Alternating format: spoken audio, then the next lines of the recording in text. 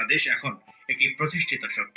হানাদার বাহিনীর পরাজয় এখন কেবল সময়ের অপেক্ষা।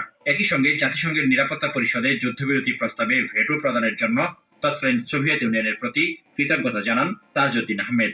জনাব তাজউদ্দিন একজন প্রজ্ঞাবান নেতা ছিলেন। তিনি সাফল্যের সাথেই এই যুদ্ধকালীন মন্ত্রিসভার নেতৃত্ব দিয়েছেন, তাদের দায়িত্ব ভালোভাবেই পালন করেছেন। কিন্তু স্বাধীনতার পর দেখা গেল যে এই যে মুজিবনগর মন্ত্রিসভাকে কোনো গুরুত্ব দেওয়া হচ্ছে না, ইতিহাসে তাদের নাম ভুলিয়ে দেওয়ার জন্য তৎপরতা চালানো হয়েছে। বিশেষ করে তাজউদ্দিন আহমদকে, যিনি অনেক ব্যাপক জনপ্রিয়তা অর্জন করেছিলেন এই সরকারের নেতা হিসাবে, তাকে মন্ত্রিসভা থেকে বাদ দিয়ে দেওয়া হয়েছে। এবং পরবর্তীকালে প্রধানমন্ত্রী জনাব শেখ মুজিবুর রহমান, তিনি কোনোদিন মেহেরপুর আমলাকানো নেই, সেই বাংলাদেশ সরকার যেখানে জন্মলাভ করেছে সেটি কোনোদিন পরিদর্শন করেননি।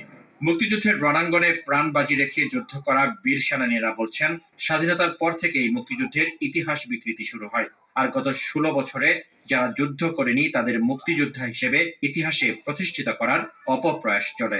মুক্তিযুদ্ধের এই যে সশস্ত্র পর্বটি, এটিকে ধামাচাপা দিয়ে তাদের কল্পকাহিনীকেই বেশি গুরুত্ব দেওয়া হয়েছে। যেমন স্বাধীনতার ঘোষণার ব্যাপারটি, মেজর জিয়াউর রহমান স্বাধীনতার ঘোষণা দিয়েছে, কিন্তু এই কৃতিত্ব তাকে দেওয়া হয়নি।